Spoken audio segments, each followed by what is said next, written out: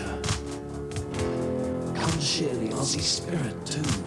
It's your land, your Australia. We'll take you through the country. If you survive, we'll bring you back. No air-conditioned buses here. It's four-wheel off the track. You can smile at a crocodile. You can paddle your own canoe. Come see Australia's wild side with off-road adventures like you. Off-road adventure. Off-road adventure. From desert stones to marshy bogs to our sun-beaten sand, there's adventure all the way with Bernie, Bob, and Stan. You can smile at a crocodile, you can paddle your own canoe. Come see Australia's wild side with off-road adventures like you. You can smile at a crocodile, you can paddle your own canoe. Come see Australia's wild side with off-road adventures like you.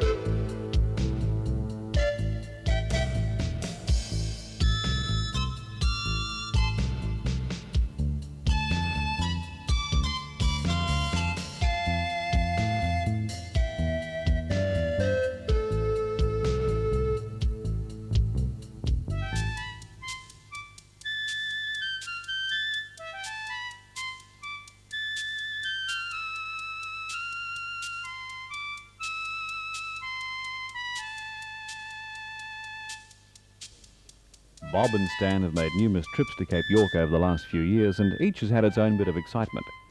So they thought, why not put a tape together showing the high spots on their various trips and call it The Highlights of Cape York. This tape is the finished product. It tells viewers what to see and how to get to those places that have given our crew many hours of enjoyment.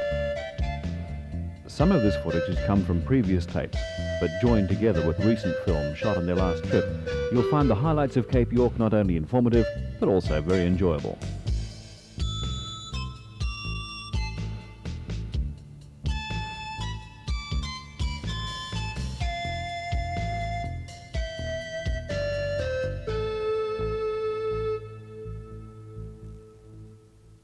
We start at Cowan, and there's no better place than Irene Taylor's Homestead Guesthouse, in the main street at Cowan, just down the road from the Exchange Hotel. We arrive at 8 p.m. after experiencing a couple of breakdowns, the usual flat tyres and a trailer that actually exploded. Okay, I'll put the trailer. Are we ready to do the waistline? Look at all these here.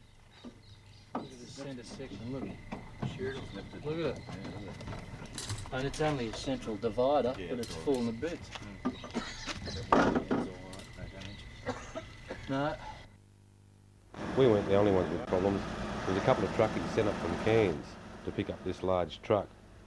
It had tried to cross one of the rivers and had been bogged for 6 weeks. They'd managed to get it back to Cowan, and now they were repairing it, trying to get it back down to Cairns. When heading north, Cowan isn't a bad place to stop. Check all your vehicles, and if there is any minor repairs that you may need, you can repair them in Cowan. Our good friend Mrs. Taylor had an excellent meal waiting for our group, and as always, comfortable beds and welcome showers. I think you've done this before. Yes, few times. Anybody tell Ron that tea was on? All of Mrs. Taylor's guests are treated as one of the family. The meals are the best you can get anywhere, as is the accommodation. The kids ask Mrs. Taylor to show them her scrapbook, filled with photos of Cohen's past pioneers and gold mining history. Forsyth's battery, and they carted that battery all the way up from Croydon up the west coast and erected it on Wenlock to do some crushing. And that's a closer up one of old Mr. Forsyth and the two boys that were with him that brought the truck, the battery through.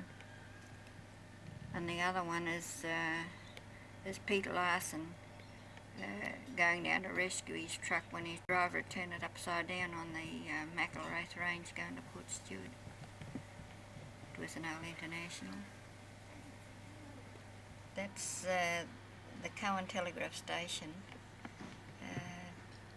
Again, see the different ones lived there, and some liked flowers, some didn't. But, some of them beautiful old places when they were kept nicely. And this is the Cohen Hotel again, there, taken a few years before it was blown down. And this is my father's grave at Musgrave. It's under the mango tree, and when he was buried there, that's the size of that enormous big mango tree that you see now. And this is Musgrave Telegraph Station as it was when they had it just as a homestead property homestead. Our kids ask for an inspection of Cohen's old gold mines, and what a thrill the kids got when Mrs. Taylor, a living pioneer of Cape York, offered to guide them through old gold mines and relive some past history.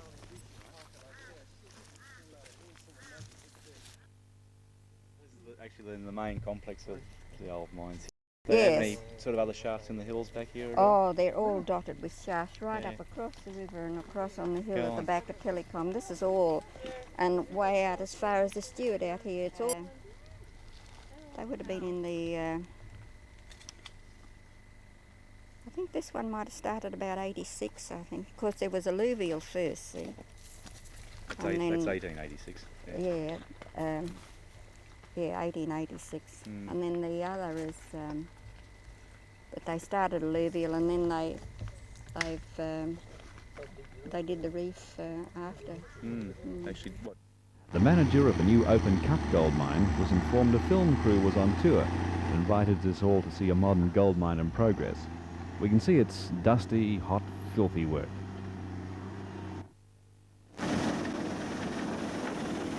The manager of this gold mine tells us that this operation yields an average of 3 ounces of gold per tonne of earth. Our group agreed on one thing: this is a hard way to make $1 working in these conditions.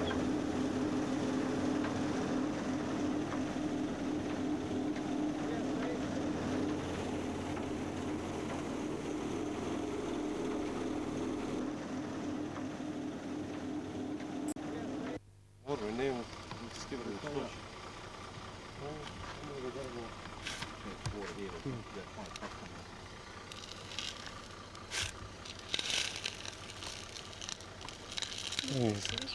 Look at it.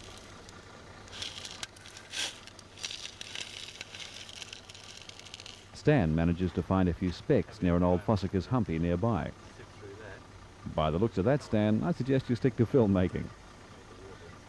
We leave the open-cut gold mine without a souvenir nugget and head north to Archer River, a trip of around 70 k's. Archer River Roadhouse is our last fuel stop heading to the Cape. We fill up all vehicles and load on extra fuel for our planned stopover at Nixon's homestead, a good day's drive from the Archer River. At the Archer, all fuels are sold. There are also showers, camping areas and phones. Road conditions vary from here to the Wenlock River, which is the widest river drivers have to cross. There's no way around. But if you're worried about the crossing, nearby is a man-powered punt built from disused 44-gallon drums and poles, and it really works. The punt's owned by tour operators, and there are times when the punt isn't available. When heading north, you must cross the Wenlock River, so be prepared to drive through it. This man-made barge is constructed from 44-gallon drums, fence wire and bush poles. It was built on site in 2 days for use by tour operators, for use during flooding to carry on their trips north. The locals helped to maintain the barge while using it to pick up supplies. It works on a cable attached to trees both sides, and all users enjoy pushing vehicles over. One can find good camping spots along the banks of the Wenlock. From Archer River to the Wenlock is approximately 126 k's, and the road condition varies.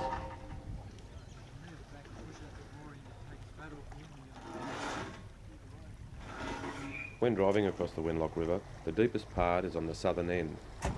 Just drop the nose of the vehicle in and let the vehicle idle across.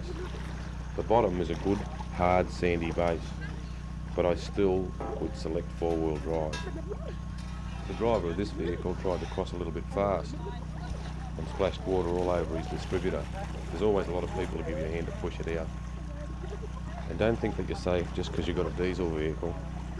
A gut full of water in the air intake, and that's the end of the engine. You must make sure that your air intake is above the water level.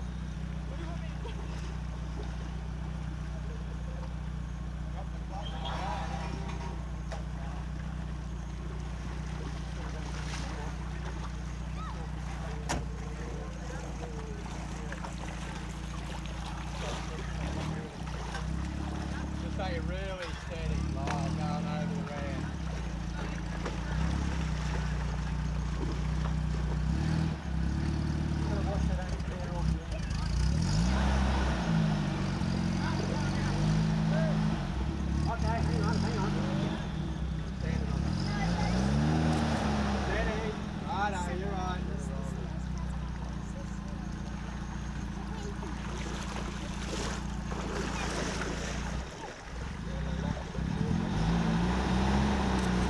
From the Wenlock, the road is bad in a lot of places due to rain causing deterioration.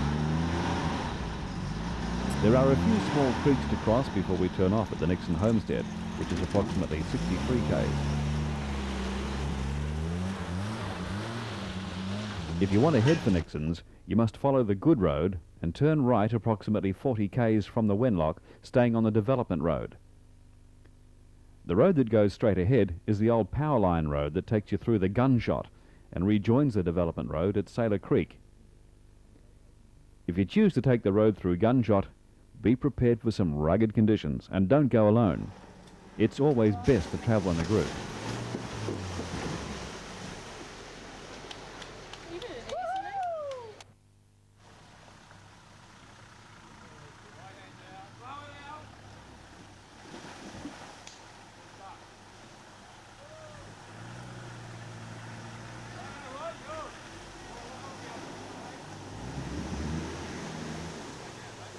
To get to Nixon Homestead, the journey is approximately 15 k's from the main road, and it's all good driving.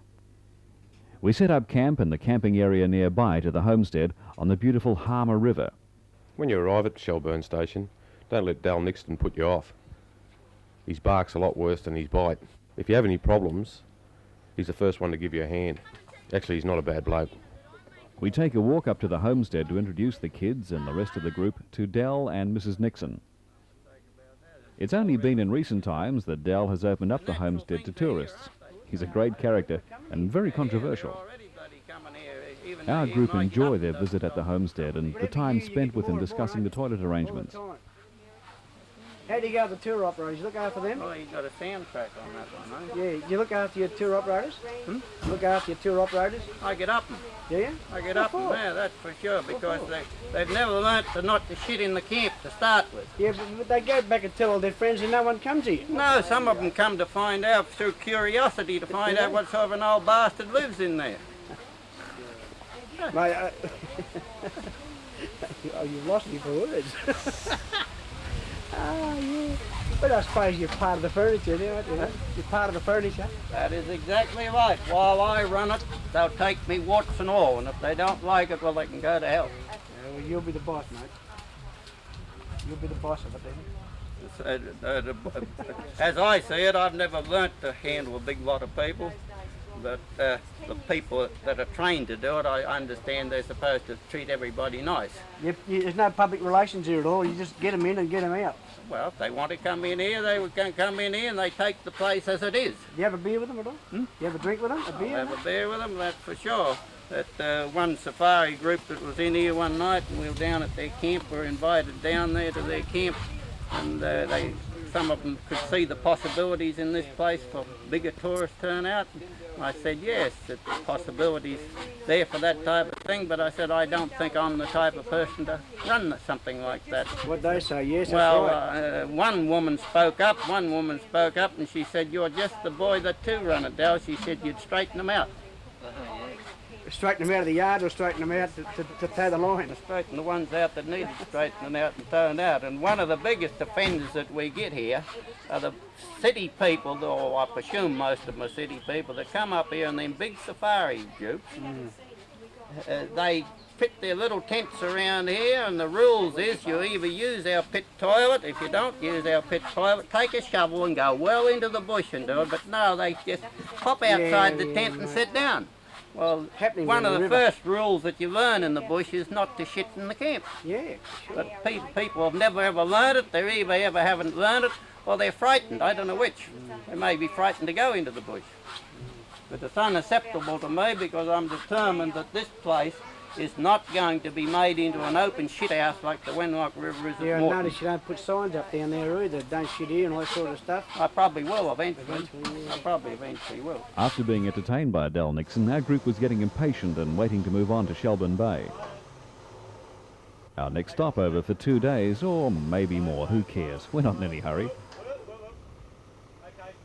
The track from Nixon's to the bay was bad to dreadful, and it took us around 3.5 hours to travel 30 k's, so that gives some indication of how good the road is.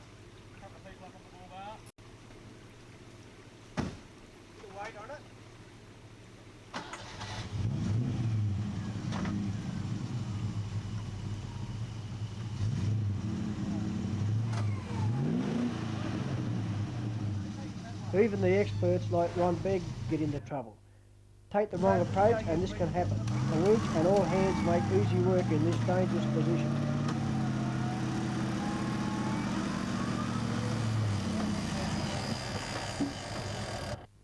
Your first major obstacle en route to the bay is the Harmer River. The black spots indicate deep water, and it's always a good idea to walk it first. You can take a chance through the deep water to get a straight run at the hill, but we suggest taking the left-hand bank and attacking the hill from the side. Once again, always travel with a group, and make sure all vehicles are fitted with winches when you're taking this type of adventure.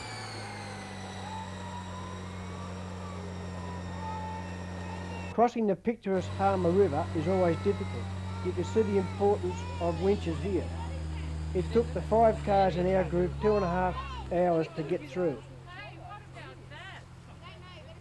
As soon as you hit the beach, it's important that you let your tyres down. The pressure can vary between 12 and 15 pounds, depending upon the load on your vehicle.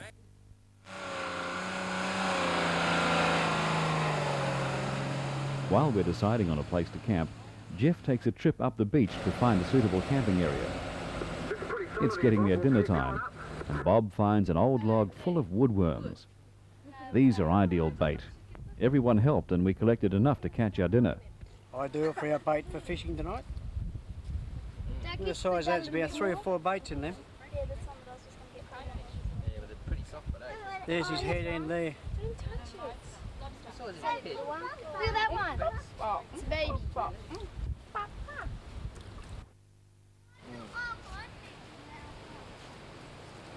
they sell it different over there, like. What's the museum called then? Woodworm. They're the woodworm, yeah. Marine woodworm. Yeah.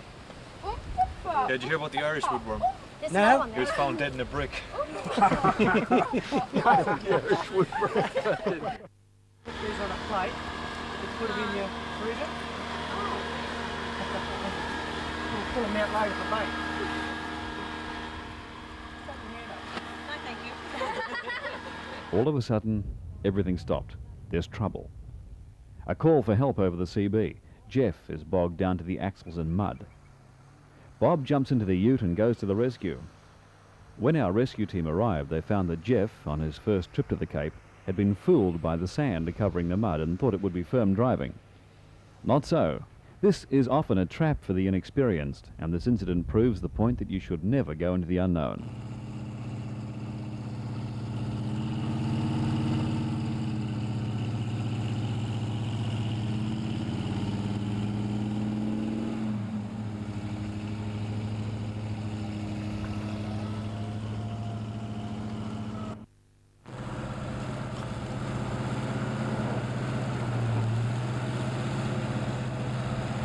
There's a great urgency in getting this car out of here because these beaches aren't the best places in the world to be bogged. In another 2 hours' time, this car will be 4 foot underwater. How'd you feel, Jeffrey? Yeah, Paul.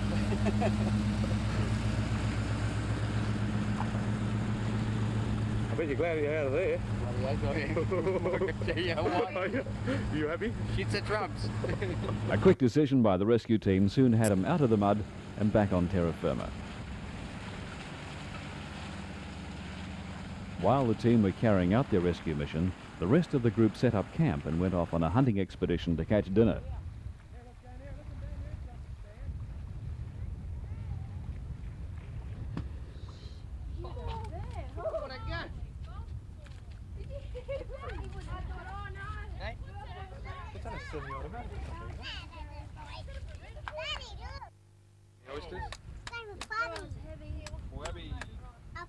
Where can you have oyster mornay? Fresh cooked crabs, beautiful tender shark cutlets, all washed down with a cold beer on an uninhabited beach a million miles from nowhere, and the only part of the dinner you have to pay for is the beer. After dinner we settle back and plan our next day, which will take us up on an unknown creek where Del Nixon tells us there are plenty of fish and lots of crocs.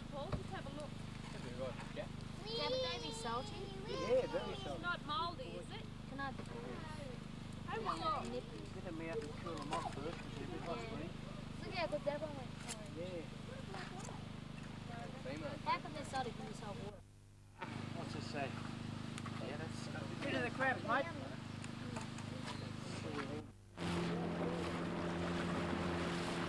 Del told us while we're at the homestead he has lost a couple of head of cattle in this area recently, so advised us to take extra care and don't rock the boat.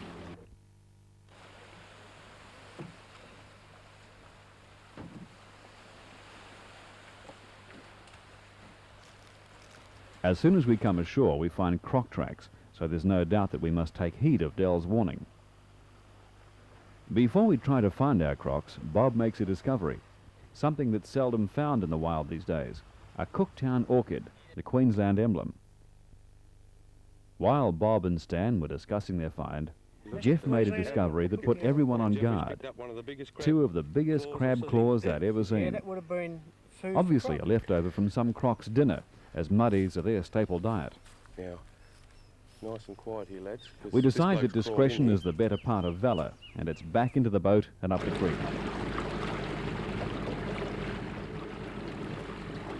We only have to travel a few meters upstream when Stan spies our first croc asleep on the bank, and another lurking in the shallows. On a nearby bank we spot another rarity, 2 mangrove crabs going through the mating ritual. We wonder, with all the excitement of mating, whether they know there's a big, fat crocodile also watching. They could be his next meal. We have found our crocs, now we have to find our fish. Stan gets a bit worried when Bob hooks a fish and rocks the boat. Boys don't want to end up on some croc's dinner menu. Shotty catches our first fish, nice 2-pound finger mark, very similar to mangrove jacks.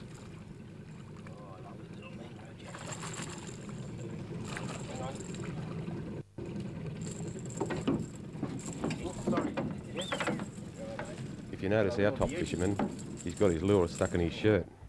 Next throw, a cod. Every throw gets a fish. Oh, cod. Good eating, aren't they? Yeah, they are good eating.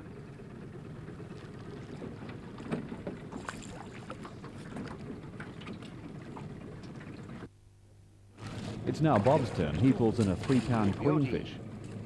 3 fish in 5 minutes. Not bad fishing in anybody's language. Next morning we break camp and prepare to head north. Leaving the beach, we have to retrace our steps back out over the Harmer River.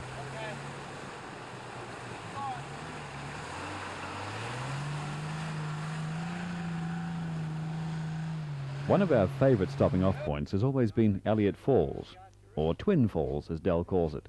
So it came as a surprise when Dell and Mrs. Nixon told us about a girl being caught in the falls and drowned. We'll certainly take care when we visit the falls this trip. My understanding is that she was sucked in by the pull of the water underneath the rocks. And this was at Elliott Falls? That was at what they call Twin Falls, the same place. That was kept quiet, mate, because we didn't hear No, it was in the paper. You go in there on the notice board, there's a cutting in there. You can all go and read it. It's out of one of the papers. Yeah. So Did you hear about the woman that was drowned? I just told them. Yeah, you come in here and read this notice. The people want to be warned because there's apparently a danger spot there. Well, apparently, from what the lads told us, she went in swimming and she got sucked under the crevice of the rocks, and her husband couldn't get her out.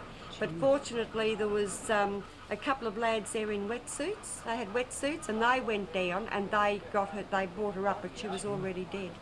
It's such a beautiful place, it makes us wonder how someone could get drowned here. From Elliott Falls, we're back on the Power Line Road, heading towards the Link Road, joining the Development Road and onto the Jardine Ferry. It takes over 3 hours with numerous creek crossings in the 60k journey.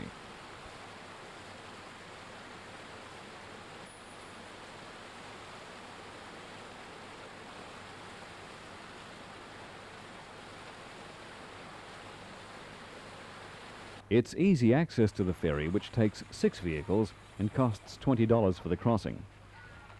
It seems like a lot of money, but far better than trying to find a shallow spot and submerging your pride and joy.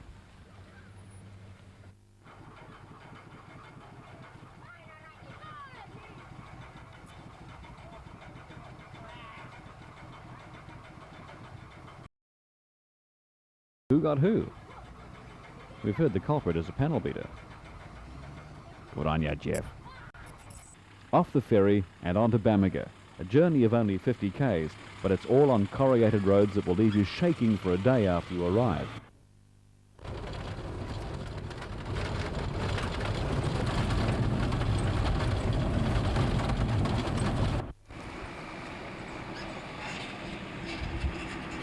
Along the way, call in and see the wreck of a wartime DC-3.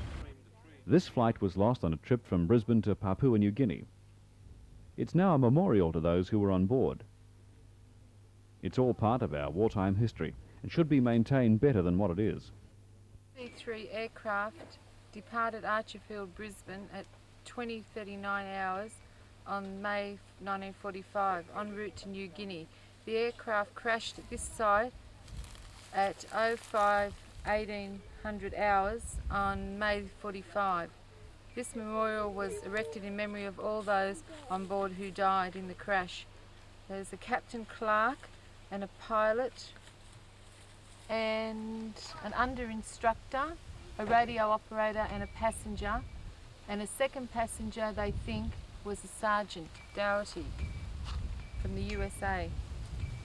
A short stop at Bamaga just to refuel and stock up on a few provisions before we take the 35k drive to Punsan Bay. On arrival, we set up camp. Kids catch up on some schoolwork, and the girls get a chance to do the laundry. We use Punsan Bay as a base and spend 3 days taking in the sights, including a day trip to Thursday Island. Our first day at Punsan Bay is for rest and relaxation. Some of the group try the local fishing, while others just take it easy sitting around camp.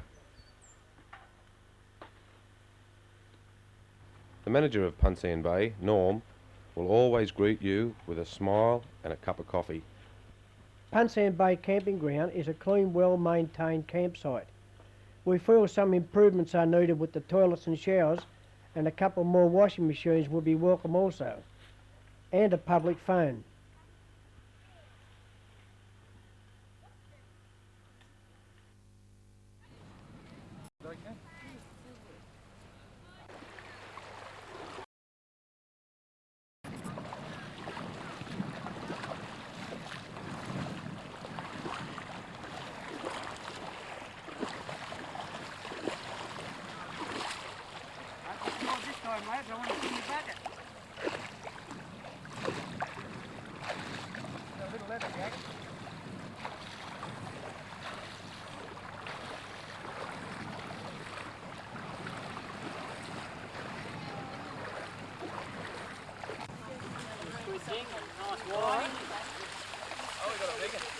they cut up well for bait too. Go back, Matt. Go back. There's heaps of fish jumping up there, but anything in there? And there's one there. That's a little fella. Bull route? Yeah. Is it? Just look. Don't touch him. That's him. Don't touch that plate there, whatever you do. That's him. The one that got me was bigger than that. That's a bull route. Now, hang on, Bob. Was Wait there. about 5 inches long. Bull route. That's the bull route, like the one that got Stan the other day. Next day is the trip to Thursday Island. This is organised by the Punsan Bay Camping Office. The manager arranges for our group to be picked up and taken out to the ferry. The trip across takes 2 hours and a full commentary is given by one of the deckhands. We were told that during the off-season, the crew of the ferry dive for crayfish. Certainly sounds like a great way to earn a living. Straits. On the right-hand side of Prince of Wales is Horn Island, the one with a World War II airstrip on it.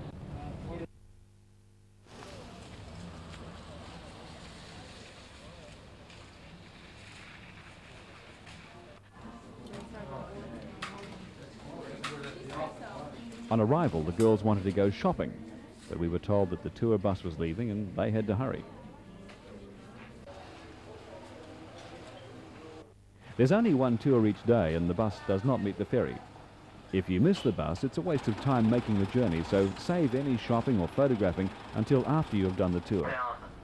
The bus is the only proper way to tour the island and see the sights. These guns are still fired every year and stand silent guard the rest of the time. You will enjoy this day forever. And then run around on rails with the different guns. In that big room on the opposite side of the entrance was a steam engine driving a big fan. That blew air through the hole and down the corridor to ventilate the interior to stop the powder going off too quickly in the hot, humid conditions. The hydrogen warning sign at the entrance here is obsolete now. They used to make that on the spot for their weather balloons, which they still send up every 6 hours. But in the 1970s they changed to using helium, which is non-explosive. The bigger rooms to the left were lit by lamps in a lamp passage which runs around the outside. They couldn't have anything burning in where the ammunition was, but they had the lamps set in windows which originally had glass panes in, so the light shone in from the outside. There was a drainage system built in underneath the floor throughout, draining out through the side of the hill, but it's pretty well blocked up now, so the place tends to fill up with water in the wet season. We can just walk down here and around the lamp passage. There are plenty of places to shop, several takeaway food shops and 4 pubs if you need something stronger than tea, coffee or soft drinks. If you're running short of money, you'll find a National Australia Bank. Thursday Island was first settled in 1899 as a base for the pearling industry. The pearling industry died with the introduction of plastics, and the island now gains a big part of its income through tourism. After an enjoyable day on Thursday Island, day 3 in the area is spent seeing the local sights. Our first stop is at the Croc Shop to talk to Ken and Linda Dimment. They're authorities on the area. If you want to know what's going on in and around Bamaga, they're the people to talk to. I was on a motorbike. So a little big fire, but as I was running around dragging all these logs, I seen this really fresh track of a crocodile had just come in. It's like a mile through any water, and I looked over the back of them sand dunes. Some of them were quite big, and there's a huge river out the back. It's all black and murky. I never knew that river was there. Crocodile told you it was there? Yeah, so I thought I'd better move, so I grabbed all my gear and further back. From the Croc Shop, we take the road south, bypass Bamaga and head for Jackie Jackie Airstrip. About 2 k's past the VC3 wreck, we come to a gate which must be closed after entry.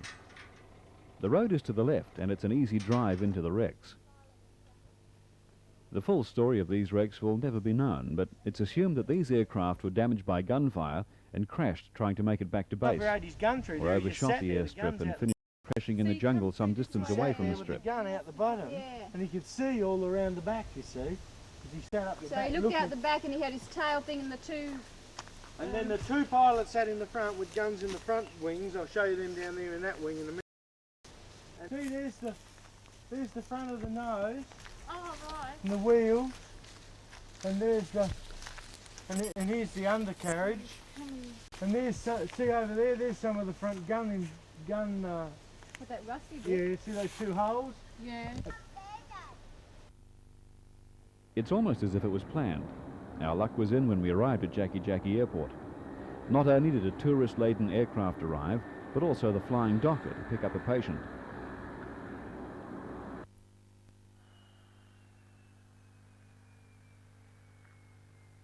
Bob passed pleasantries with the pilot and mentioned how, a couple of trips back, his son Michael had to be picked up at Cohen by the Royal Flying Doctor Service and ferried to Cairns Base Hospital.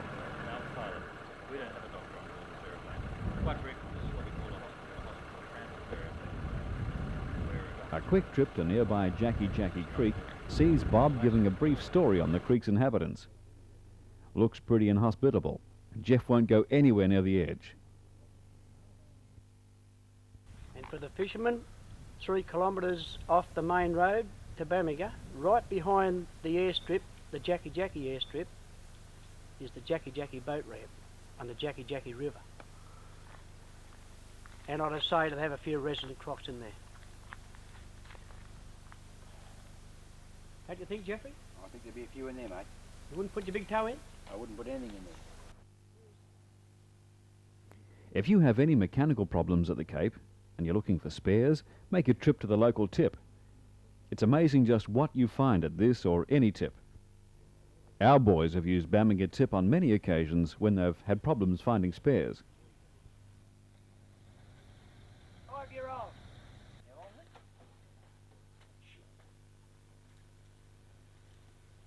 Gearbox still in it?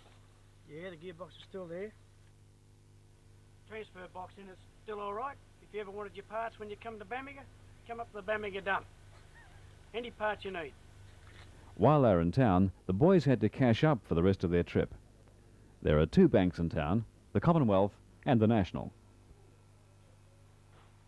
Bamaga has a hospital, police station, general store, post office, and even a taxi.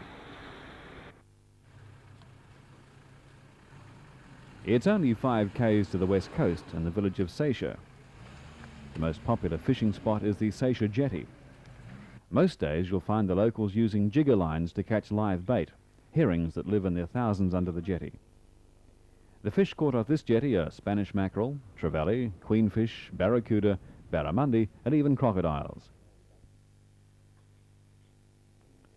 The Seisha General Store has an old dugout canoe for a flower garden, a bit bigger than the 2 that our boys have got at home.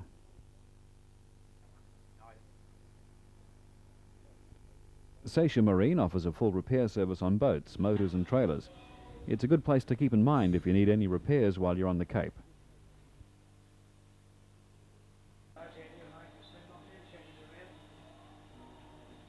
Driving back from Seisha, Bob and Jeff make yet another discovery.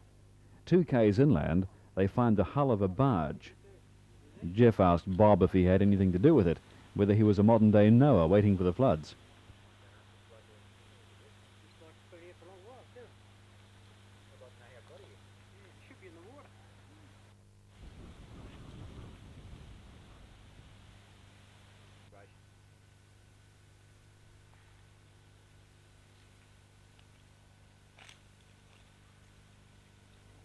We make our planned trip to Henderson Creek.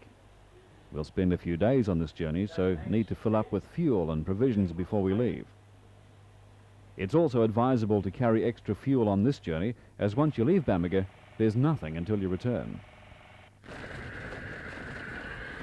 From Bamaga to the Usher Point turnoff is 24 k's. It's only a small rough track and on the bend in the road. Don't blink your eyes or you may miss it. From the main road, the road to Henderson Creek is rough, potholed, strewn with logs, overhanging trees, and some of the roughest terrain we travel on during this trip. You stay on the Usher Point Road for 56 k's until you come to the turn-off to Sad Point and Henderson Creek.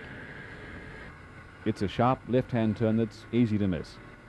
Make sure you have maps of the area with you so you don't miss this interesting part of your journey. We've travelled 55 kilometres and the road isn't too bad. Somebody else has been through here too recently.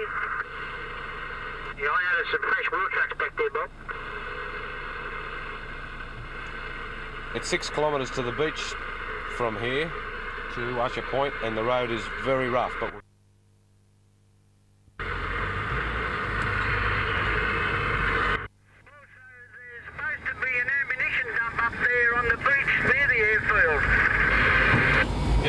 see if I can find that as well.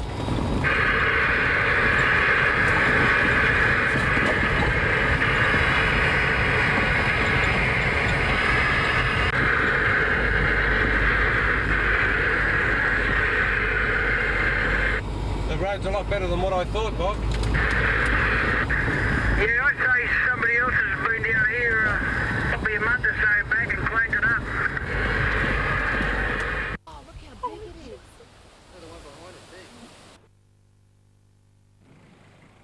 Before arriving on the beach at Sad Point, it's important to make sure you have plenty of fresh water. And the only place to find fresh water is at Satch's Waterhole, approximately 6 k's before Sad Point on the right-hand side. The road to the waterhole is hard to find, so look out for the remains of an old Fossickers humpy on the left-hand side of the road. The water is clean and fresh, but take care. The area is also well known for the big crocs that inhabit the waterhole. We hear that the fishing is good at Satch's Waterhole, but we didn't get the opportunity to try it this trip. Travellers must remember this is wilderness country. Care must be taken at all times. Even though you can't see them in this type of country, where there's plenty of good clean water and plenty to eat, our friend the crocodile is always not far away. On arrival at the beach, the wind was blowing around 27 knots. We looked for a suitable camping area and chose to set up under the rainforest canopy, out of the wind at the end of the track. We break out the rods and lines and head off to catch our dinner and give Irish a fishing lesson. This was Mike's first try at fishing, and what better than an 8-pound trevally on his first throw.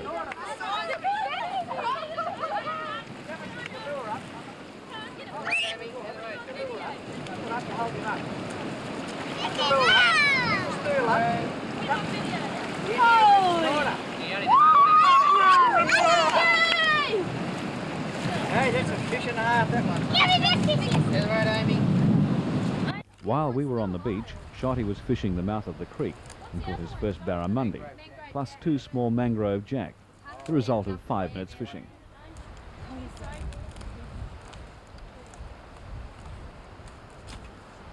Look at the size of the sight. Break your rod trying to get him in, Uncle Lee? Oh, look at that. Oh, no. Bob's been here before and knows where the best fishing is, so off he goes with Jeff and Irish to give them a fishing lesson. After Irish and Shotty's performance on arrival, Bob had to show he was still the expert in the group, so took the boys upriver to show them how the real fisherman does it. See, a lot of these places, small trevally. A lot of these places, when you fish them a few times, you don't catch anything because they get used to you being around. When the tide starts making, all the new fish and the bigger fish will come in from outside around the rocks. They come up here to feed. Feed on the little one. And that's when we'll get them. Here we go again, another trevally, I think. No, it's only a little queenfish. It's only small. No, it's not, mate. It's not even a queenfish. No. What we call torpedoes. Don't eat it, mate. No, no. I'll tell you what, mate, they're a good fighting fish when you get a big one. You want to hang on to him, Irish? Bob found the perfect spot and showed that no matter how experienced you are, every throw gets a fish. No size in them. Here we go again. This is a bit better.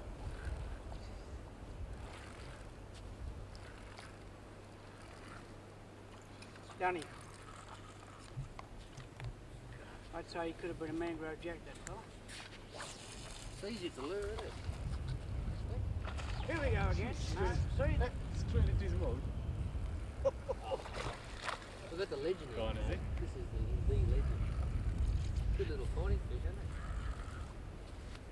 You've got no choice in there, mate. It's only small fish, but they're good little fighters, I reckon. Jeez, that's a big one. That's big. That's a little queenfish. Same guy, is it? No. No, he's a little queen. What a ball we did. 4 fish in 3 minutes. 4 fish in 4 throws. Mate, the tide was coming in, you'd do every throw is a fish, no matter where you throw, and no matter who's fishing. Yeah, because they're predators. They're coming up here to feed, see? And the first thing they want to do is grab whatever's, whatever's around, they want to grab it. People sit on piers all day to do this, and if they caught one of them, they'd be off their face. Well, I'm surprised I haven't caught a decent barra out of here because there's got to be home a barra in Here we go again, boys. Look at that. Time to scrub up and get settled in for dinner. It was Jeff and Paul's turn to cook the fresh fish fillets while the girls were preparing the extras. The fish was beautiful, hardly any bones and melted in our mouths. Next morning, Jeff got up for an early morning walk and had a find, something that every beachcomber hopes for, a message in a bottle.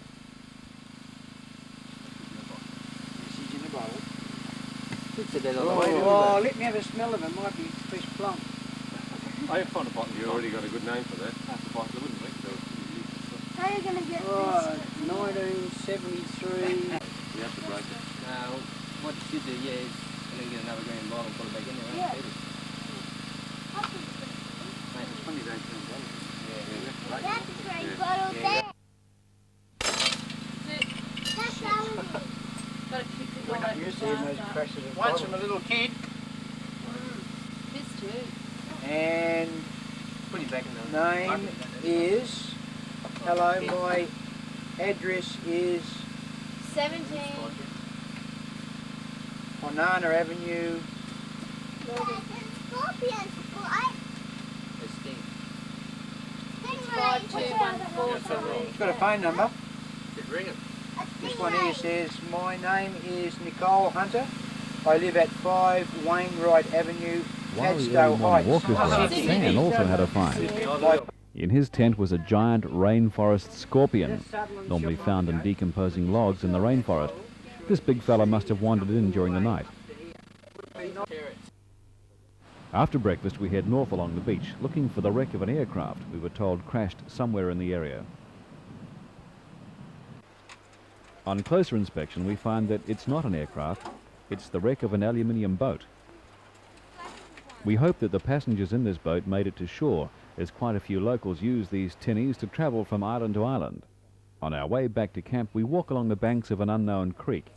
The kids spot a boil of mullet, and Paul, yet to catch a fish on this trip, tries his hand at spearing. And, as luck would have it, out comes a small mullet.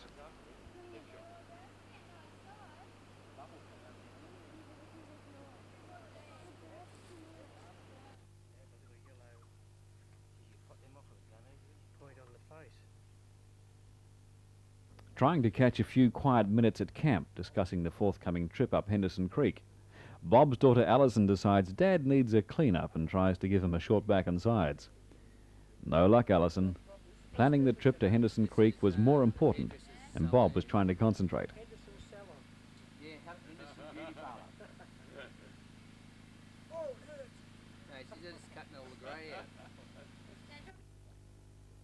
Tide's up and off we go for the trip up Henderson Creek.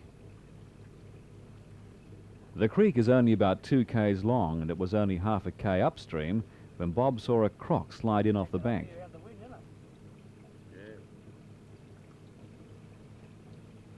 Henderson Creek would have to be the most prolific area for mangrove jack that we've found so far in our travels up through Cape York.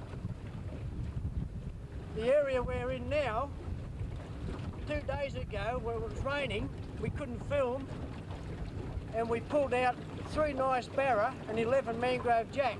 The biggest barra, 11 kilo. Today, lovely sunny day, and the fish aren't cooperating real well.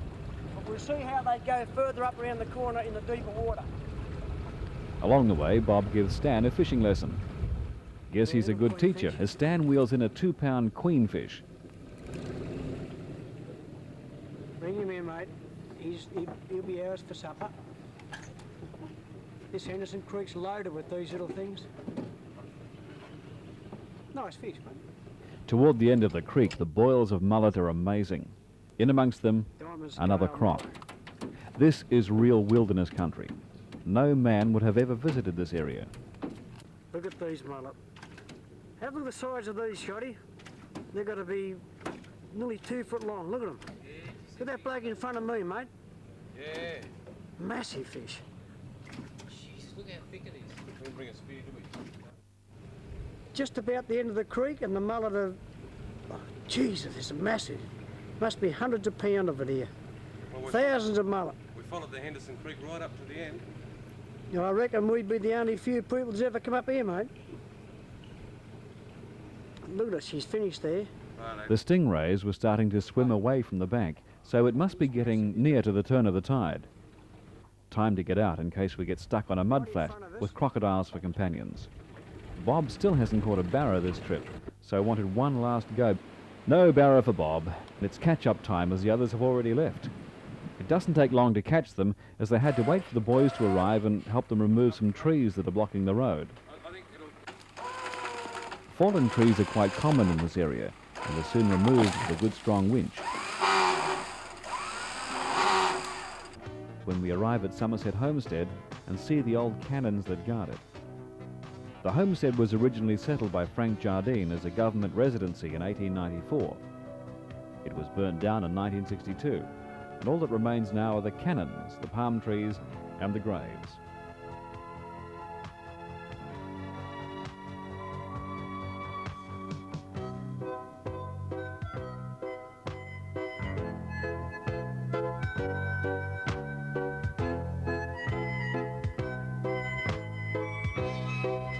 Some of the graves of the early settlers can still be seen along the beach looking out towards Albany Island.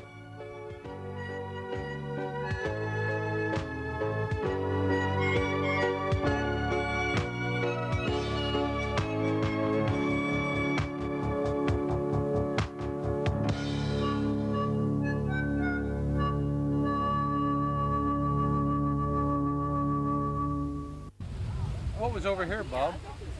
Well, this would have been the piers there, Keith, where back in the Jardines days, the ships would have come in from over here and unloaded for the settlement up there at Somerset.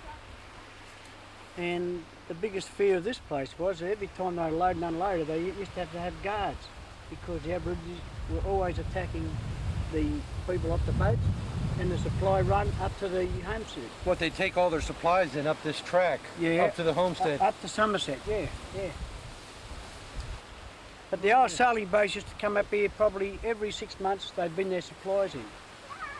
Up here a few years ago, there used to be an old anchor laid, but we've never been able to find it since. I think somebody took it away. North of the Somerset ruins, you'll find Aboriginal rock paintings. It takes around 20 minutes to walk to the sandstone caves, and the journey can only be made at low tide. Some of the paintings are estimated to be over 10,000 years old. Oh, look at that one over there, Bob. Look, this one here. Yeah. What's that off?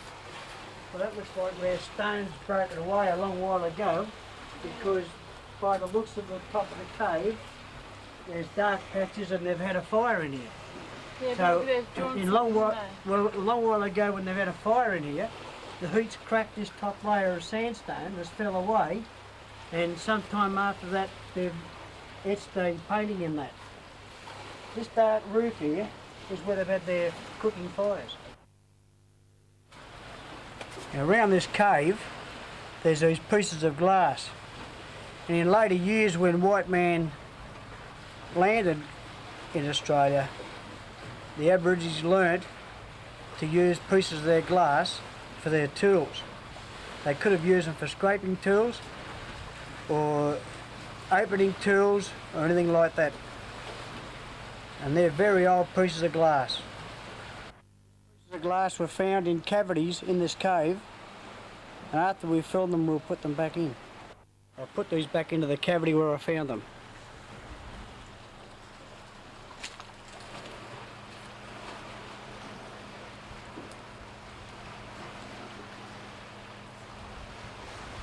They've probably been there for a couple of 100 years. On the way back from the caves, you'll find a well-worn track leading to where the gun emplacements were to guard the entry to harbour. Here where we're standing is one of the original gun towers at Somerset. The guns are now situated right in front of the old ruins of the Somerset homestead.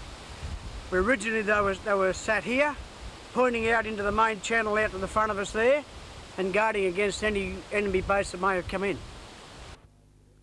From Somerset Homestead, we drive the 11 k's back to the main road and turn right to reach our ultimate destination, Cape York, the top of Australia. Here we are, once again at the top.